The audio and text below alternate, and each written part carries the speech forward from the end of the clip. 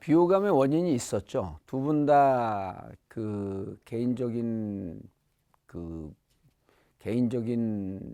문제점 결함 이런 거 있었는데 저는 언론의 책임도 좀 있다고 봐요. 언론에서 좀 많이 증폭시키는 그런 것도 있고 언론이 정책적으로 대결을 시키면서 정책을 분석하는 이런 쪽으로 가는 것보다도 그 갈등과 분열, 대립, 다툼 이런 걸 좀 조장하는 언론 측면도 있었는데 근데 그럼 언론 또 왜 그렇게 됐냐? 그 원인이 정치권이에요. 정치권이 계속 싸우는 모습만 보이니까 언론도 부추기고 정치권 본인들도 그런 분열과 갈등 속에서 거기 있어야만 그런 길로만 가야지 살아남고 근데 이제 연초에 이재명 후보의 기자회견을 보면 아 이게 우리가 비호감 대전이었다가 호감 대전으로 전환되는구나 라고 하는 것을 경험하실 수 있습니다. 새로운 시대가 열리고 있습니다.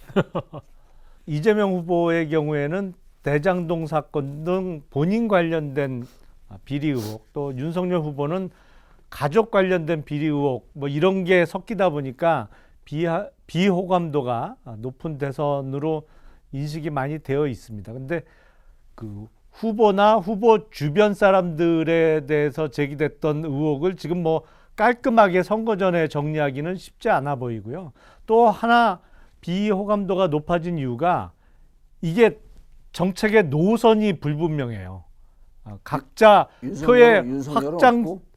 좀 윤석열은 없고 각자 표의 확장성을 노리다 보니까 이재명 후보만 해도 기존의 주장과는 전혀 다른 주장. 예를 들어서 부동산 관련해서 세부 부담을 완화시켜 주겠다든지 아니면 공급을 확대하는 부동산 정책을 주장하고 있고 윤석열 후보도 노동이사제나 타임오프제 이런 것처럼 과거에 민주당 쪽에서 주장했던 것을 하겠다고 하고 있거든요. 그러다 보니까 국민들이 보시기에는 정체성이 좀 혼란스러운 거예요. 그러면서 한 번 더 생각하면 저 사람들 표 때문에 마음에 없는 소리 하는 거 아닌가 그런 생각이 들 수 있는 상황이죠. 그러다 보니까 비호감도가 더 올라가고 있는 상황 같아요.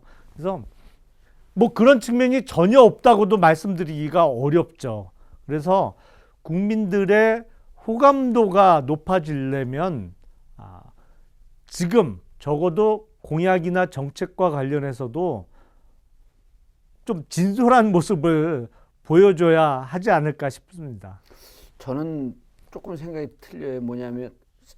생각이 좀 달라요. 뭐냐면 아까도 말씀드렸듯이 김종인 위원장이 2012년에 박근혜 대통령 경제자문으로 들어가면서 복지와 경제민주화 담론을 가져갔거든요. 그러니까 그때 실질적으로 이제 저는 그때는 그 감옥에 있었고 나중에 이제 들은 얘기인데 문재인 후보 측에서 무척 당황했다는 거예요. 근데 이제 2017년에 딱 끝나고 난 다음에 제가 이제 선거 끝나고 난 다음에 제 팀들하고 뭐를 분석을 했냐면 그 안철수, 홍준표 같은 공수처 찬성합니다. 그 다음에 그 문재인 대통령 3명의 다른 그 후보는 빼놓고 3명의 후보의 공약을 검토를 해봤더니요. 싱크로율이 90%가 넘어요. 왜냐면 제가 이제 그때 제안을 한 건데 공통 공약 추진단을 만들어라. 그러면은 3명의 후보는 진보 보수를 떠나서 3명의 후보가 낸 게 결국 국민들 행복 지수를 어떻게 높일 것이냐라고 하는 고민이었거든요.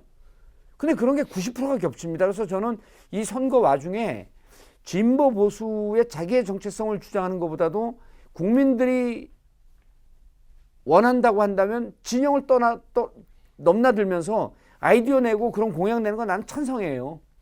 바람직하다고 보는 거예요. 근데 2012년 대선에서 당시 박근혜 후보가 기초연금의 확대 또 경제 민주화 이런 아젠다를 던졌죠. 근데 그때는 그게 통할 수 있었던 것이 박근혜 후보가 당시 가지고 있던 이미지가 이 우측이 워낙 단단했어요. 그래서 많은 지지층이 확고한 믿음을 갖고 있었기 때문에 오히려 민주당 쪽 아젠다를 마음대로 던질 수가 있었거든요. 근데 2017년도만 해도 방금 말씀하신 대로 후보들이 모두 비슷비슷한 얘기를 해요.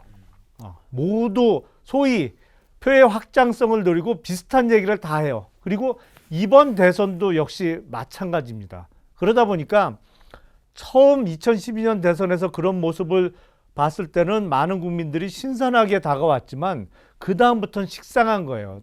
저 사람들 또 마음에 없는 소리 한다. 우리가 또 신선하게 만들어 드릴게요. 절대 안 돼요. 이번 주 시사토크 알고리즘도 잘 보셨습니까? 화면 왼쪽을 눌러서 돌아쩌 채널을 구독해 주시면 알고리즘과 함께 돌발 영상, 뉴스가 있는 저녁 등 YTN의 간판 시사 프로그램을 함께 보실 수 있습니다.